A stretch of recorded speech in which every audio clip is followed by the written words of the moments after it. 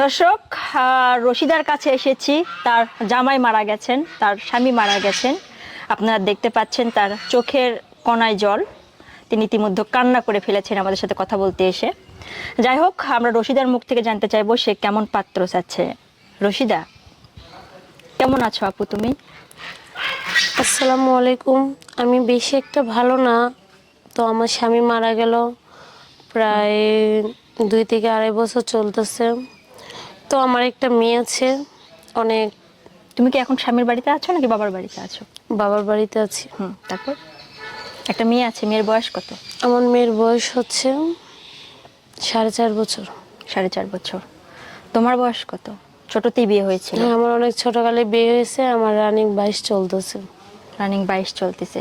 দর্শক, রশিদার কিন্তু 22 বছর চলছে এবং তার স্বামী মারা গেছেন, একটা মেয়ে রয়েছেন। সে এখন স্বামীর বাড়িতেই আছে। আমাদের কাছে ইন্টারভিউ দিতে এসেছে। আপনারা যারা যারা বিয়ের জন্য আগ্রহী, আপনারা এই ভিডিও ফুটেজ শেয়ার করে দিবেন। আমরা আরও কিছু জানার চেষ্টা করব, কারণ সে যেহেতু পাত্র খুঁজছে, কেমন প্রকৃতির ছেলে তিনি চাচ্ছেন এবং তার সাথে কতটুকু মানানসই আছে কিনা আমরা সব বিষয় জানার চেষ্টা করব। আপনারা দেখছেন তার মনটা অনেক খারাপ, কিন্তু তার জামাই মারা গেছেন। তিনি কিন্তু ভালোবেসেই তার জামাইকে বিয়ে করেছিলেন, আমাদের সাথে একটু আগেই তিনি বলেছেন। আচ্ছা রশিদা, তোমার জামাই কি করতো? ও চাকরি করতো ব্যাংকে। এখন তুমি কি করছো, মানে কি করে পরিবারটা তোমার চলছে? আমি এখন বর্তমানে একটা ছোটখাটো চাকরি করতেছি, করে আমার মেয়েকে নিয়ে মানে কোনো রকম দিন পার করতেছি আর কি। তোমার জামাই ব্যাংকে চাকরি করতো। আচ্ছা, তুমি এখন জামাই বাড়িতে আছো। তোমার ফ্যামিলি থেকেই কি তোমাকে বিয়ে দিবে? হ্যাঁ, আমার শ্বশুর বাড়ি থেকেই সবাই বলতেছে যে যেহেতু মেয়েটা ছোট আর অল্প বয়সে জামাই মারা গেছে, একটা বিয়ে শাদীর দরকার আছে। কারণ মানুষের নানান ধরনের কথা বলে। রশিদা, একটু একটু কথা আছে, তুমি একটু লাউডলি কথা বলো, কারণ আমার কাছে তো মাইক্রোফোন আছে, বলো। ও আচ্ছা। তো আপু বুঝিনি, এরকম একটা মানে ঘরে জামাই না থাকলে অনেকে অনেক ধরনের নানান কথা বলে, মানে ভালো খারাপ সব মিলে বলে। তো এগুলো কথা শুনতে শুনতে মনে করেন আমি অতিষ্ঠ অতিষ্ঠ হয়ে যাইতেছে, যে শোনার মতো ভাষা আমার নাই। তো পরে আমার শ্বশুর বাড়িতে আমি সবার সাথে কথাগুলো শেয়ার করলাম। পরে বলতেছে যে ঠিক আছে, দেখো তুমি যদি কোনো একটা মনের মানুষ পাও যে তোমাকে বুঝবে, তোমার থেকে তোমার মেয়েকে বুঝবে, নিজের সন্তানের মতো ভালোবাসবে, এরকম যদি কাউকে পাও তাহলে বিয়ে বিয়ে করা করে আমাদের ফেলো। কোনো। আচ্ছা, তুমি বিয়ে করতে চাচ্ছ যেহেতু, তুমি কতদিনের ভিতর বিয়ে করবে?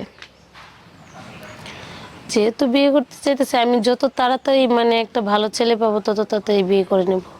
যত তাড়াতাড়ি, ধরো 15 দিন কিংবা 1 মাস।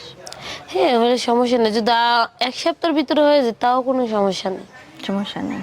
আচ্ছা, কারণ আমি চাই যত তাড়াতাড়ি বিয়ে করব তত তাড়াতাড়ি মানুষের কথাগুলো বলা বন্ধ করে দিবে। আচ্ছা, তোমাকে কি বিয়ে করলে তোমার যে মেয়ে আছে সেই মেয়ের কি দায়িত্ব নিতে হবে, এমন কিছু? হ্যাঁ, অবশ্যই দায়িত্ব নিতে হবে না? হ্যাঁ, আমার মেয়েকে ভালোবাসতে হবে নিজের সন্তানের মতো। আচ্ছা, তুমি জামাই বাড়িতে আছো? হ্যাঁ, আমার মেয়ে। এখন তোমার জামাইয়ের কোনো ভাই আছে কি? নাই? না না। এই জন্য তুমি জামাই বাড়িতে আছো, শ্বশুর শাশুড়ি মারা গেছেন তুমি বলেছিলে। হ্যাঁ, মানে পাড়াপড়শিরা আছে, প্রতিবেশী তো আর বাড়িতে থাকবে না, না না সেটাই।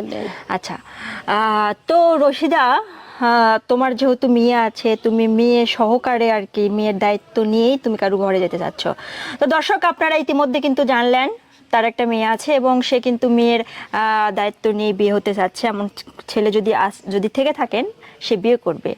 ধরো ছেলের বউ আছে, কিংবা ধরো ছেলের বউ মারা গেছে বা ছেলের ডিভোর্স হয়ে গেছে, তোমার মতো আর কি দুর্ভাগ্য, তাহলে কি সেক্ষেত্রে সেই ছেলে তুমি চয়েস করবে?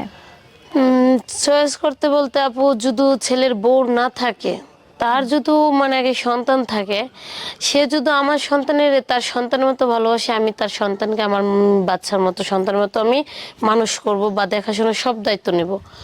আর যদি বউ থাকে তাহলে আমি এই ঘরে যাব না। বউ মারা গেছে বা বউ চলে গেছে এরকম হইলে মানে আমার কোনো সমস্যা নেই। কারণ আমি তো নিজেও এরকম একটা মানুষ। কারণ আমারও তো স্বামী মারা গেছে। কারণ যে আমাকে বুঝবে আমারও তাকে বুঝতে হবে। তো দর্শক, আপনারা ভিডিও ফুটেজটি শেয়ার করে দেবেন রশিদার ভালোর জন্য, এবং সে চায় খুব দ্রুত বিয়ে করতে। আপনাদের নিকটস্থ যদি কেউ বিয়ের জন্য থেকে থাকেন এবং রশিদার সই যদি মনে হয় যে মানানসই, তাহলে ভিডিও ফুটেজটা শেয়ার করে দিবেন। আচ্ছা রশিদা, তোমার জন্য আমরা দোয়া করছি।